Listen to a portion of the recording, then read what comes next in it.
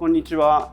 アクタス商品開発の野口玲と申します。よろしくお願いします。はい。あんまりよく分かっておりませんが。そうですよね。多分、珍しいんですけど、はい、今日はちょっと野口さんにあえて大きな企画自体を伏せてお話ししていくんですけど、野口さんそもそも、アクタスの YouTube で一番ご好評いただいている動画って何かご存知ですか？僕かなと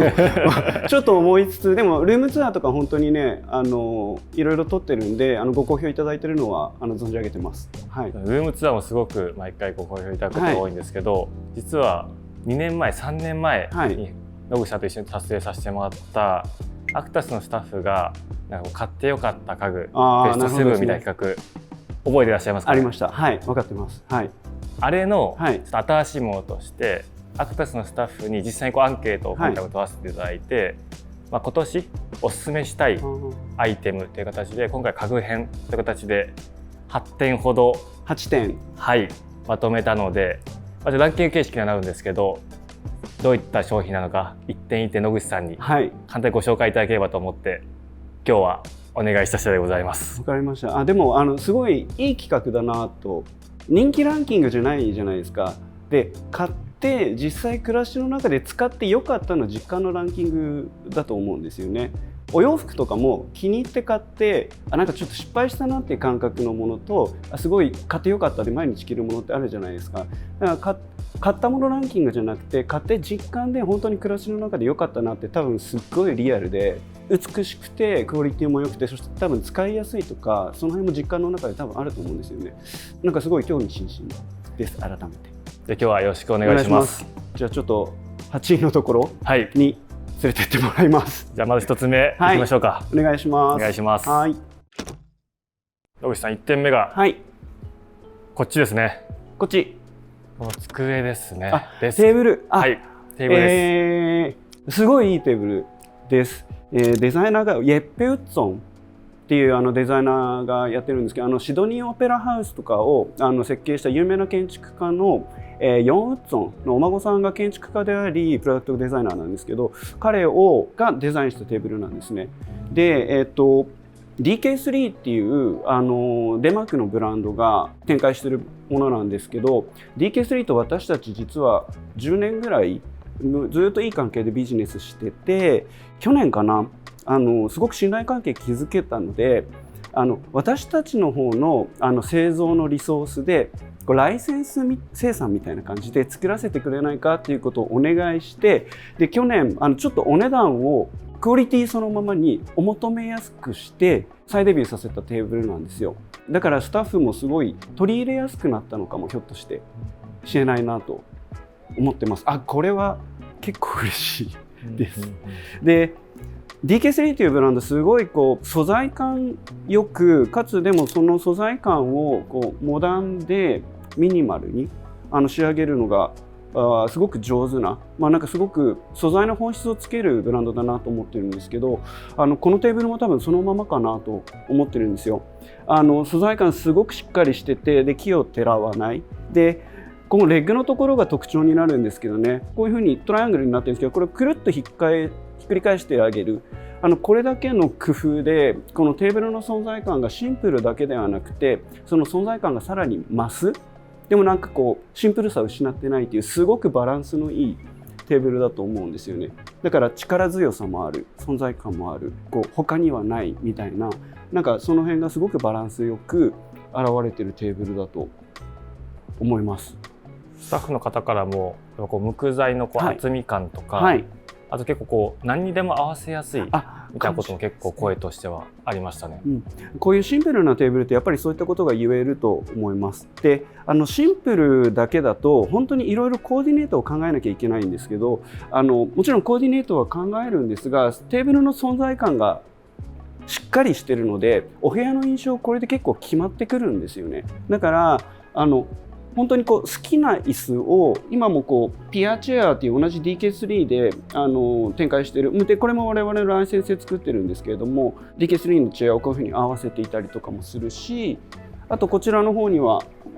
セブンチェア合わさってるんですけど、全然やっぱりいいですよね。全然北欧のものデザインの椅子にとらわれる必要も全然多分なくて、日本のものもひょっとしてイタリアのものも、ドイツのものもいろんな国文化のものをこうしっかり支えてくれる名作椅子にももちろん負けない、そういう力強さがあると思います。じゃあ次はい行きましょうか。行きましょう。個人的には次が一番本当ですか、本当ですかと思ったはいものになります。はい、行きましょうか。行きましょう。こっち。はい、1階になります。1階。はい。次がですね、はい、まさに今後ろに広がっているマットレスになります。ノスタージュですかね。アクタスってこうやっぱりリビングとかダイニングとか、あとワーキングとか、最近グリーンとかもねすごく力を入れてるんですけど、意外とベッドルームのイメージない方も多くてですね、実はオリジナルのマットレスを作って20年ぐらい、実はそうなんですね。はい、すごい知られたいです。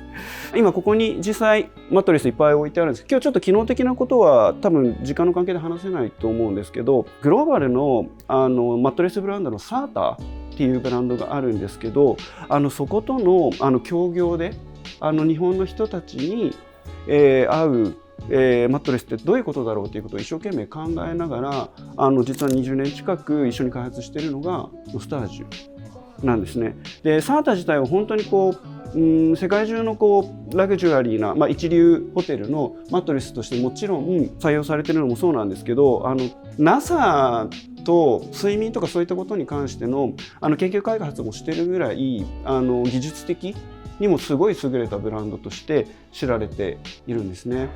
で日本だとドリームベッドさんというところが国産で作ってるんですけれども、そことサータの知見を入れて実は使ってるマットレスです。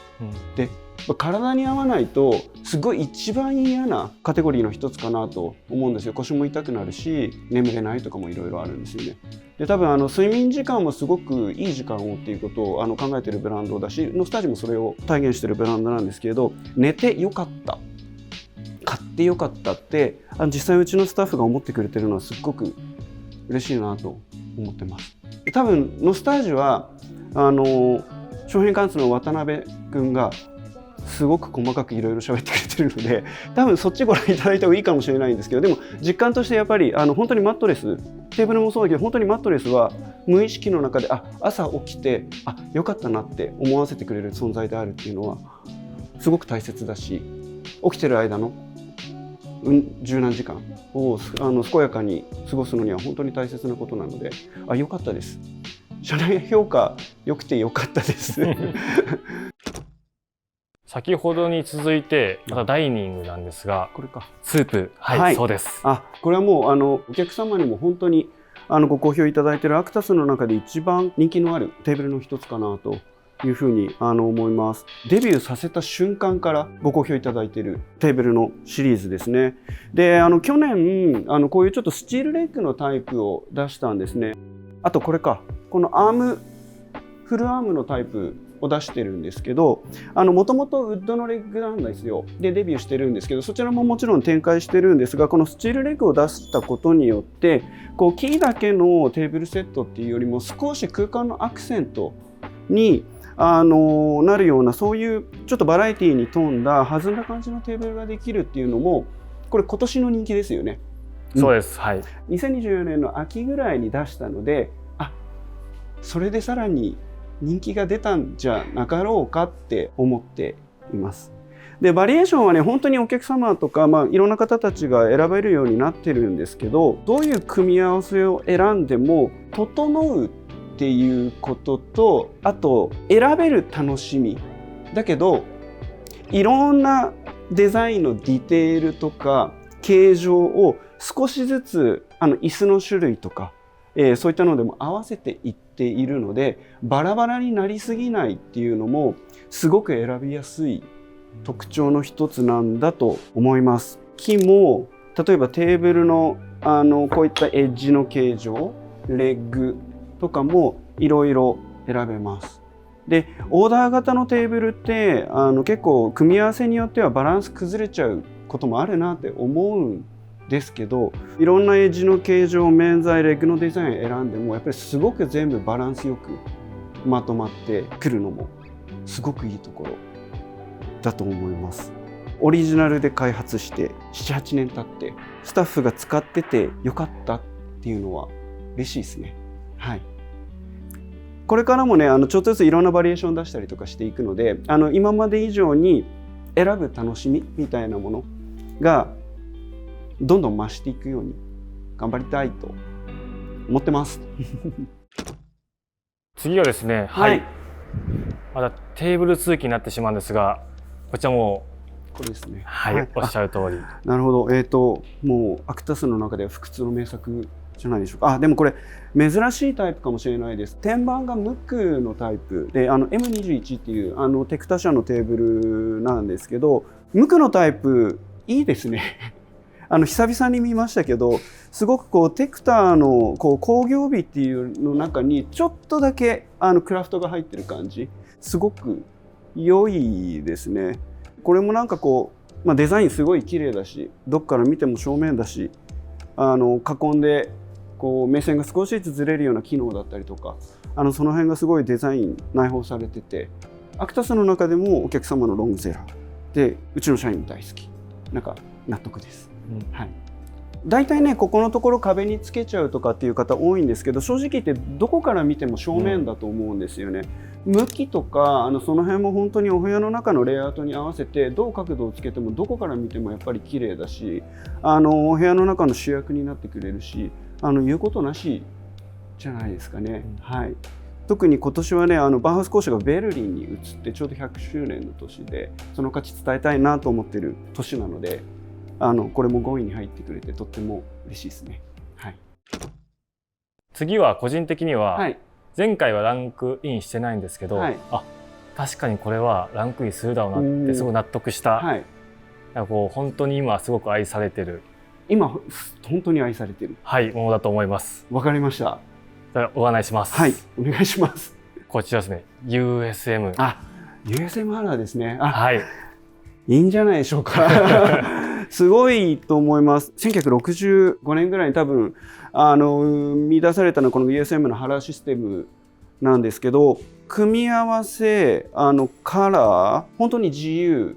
に、この丸のこのボールのところとフレームとドア材とかっていうのをこう選んでいただきながら作れるんですけど、結構日本の人たちってやっぱり天然素材愛するじゃないですか。でその中でこのスイスの生んだこの工業美が人気が出るってなんかすごい嬉しいですよね。多分スタッフだけじゃなくて今お客様にもすごくご好評いただいてて、ある意味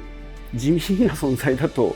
思うんですけど、なんかこの価値が伝わるようになったっていうのはなんかすごく嬉しいですよね。で組み合わせすごく自由なんですけど、こういうオーダーの収納家具ってやっぱりプロポーション難しいんですけど、 USM に限っては自由に部屋、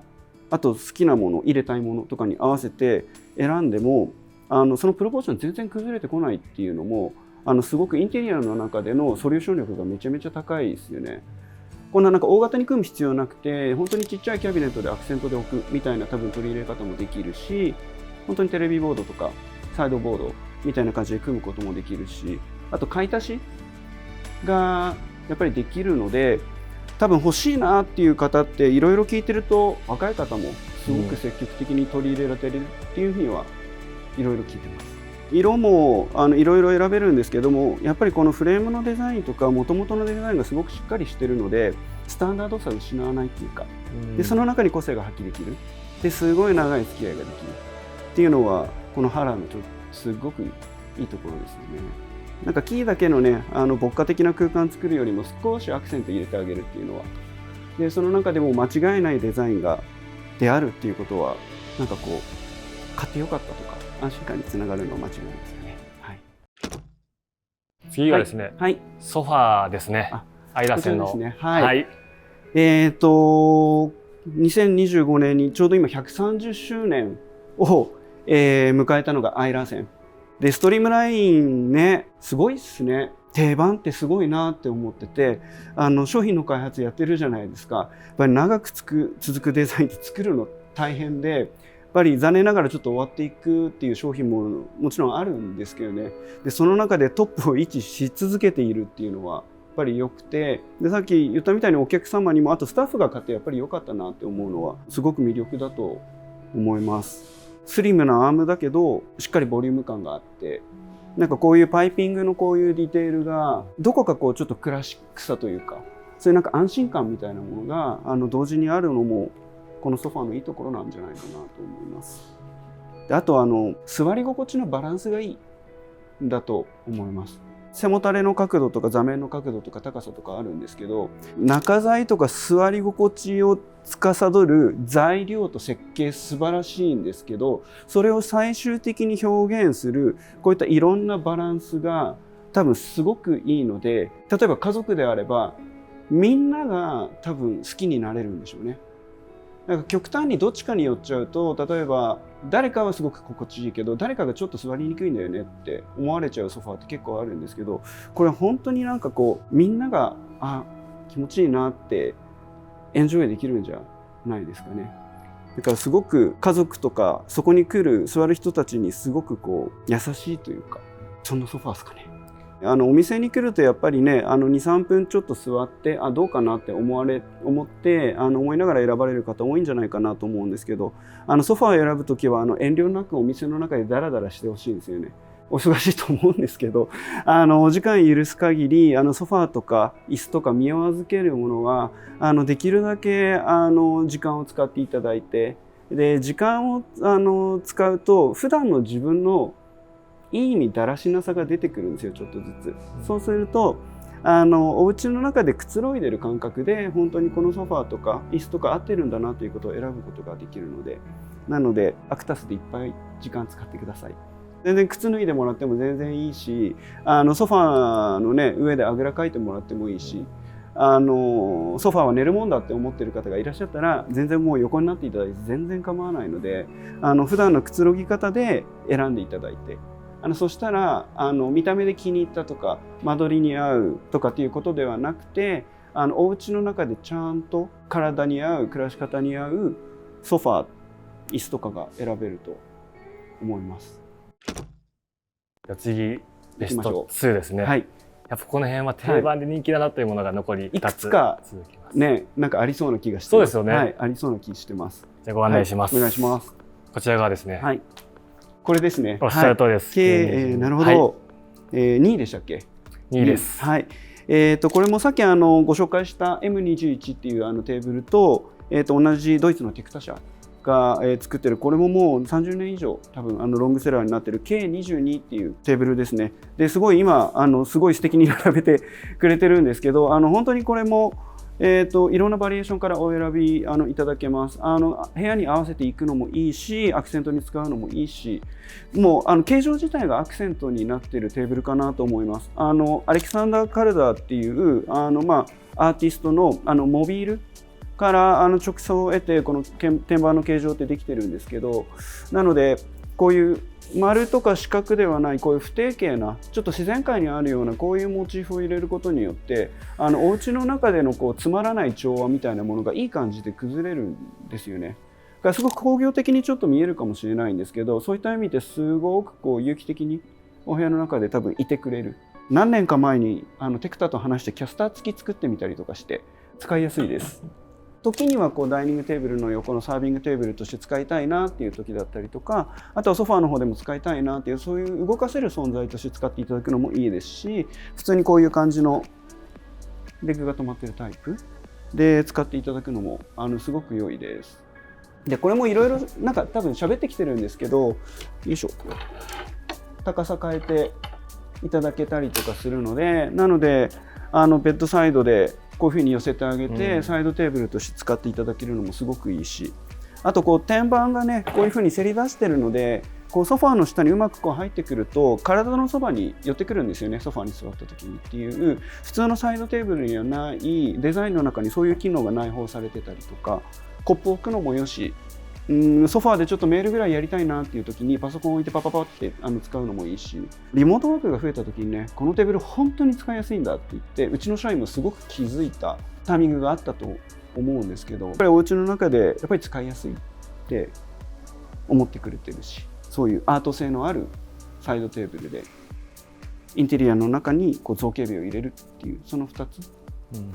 とっても優秀なんだと思います。では最後、はい、1位ですね。1位、はい、ご案内します。はい、椅子です。椅子、はい、大体わかります。了解です。そうか、これですね。そうです。これですよね。こちら好きですね。はい、CH24 ですかね。いい椅子だと思います。本当に、価格もやっぱりね、北欧の椅子って上がってきてるけど、やっぱりもともとその、人々のために美しい道具をっていうふうに思ってハンス・ベグナーとカール・ハンセンが作った椅子だと思うんですけど、材料を無駄に使わないことだったりとか、やっぱり道具として美しくっていうその美しさと、高いけどでもやっぱりまだ手に届く価格帯っていうのは、今買ってる人たち以上にいつか買いたいなって思ってる人たちって年々増えてるんじゃないかなっていうふうに思いますね。なんかアクタスもカール・ハンセンとはずっといろいろ協業してて、たまにこう価値ある限定品を出したりとかっていうのもやってるんですけど、やっぱりこの1950年かにデザインされてから今75年なんですけど、私たちももう取り扱ってものすごい長いんですけど、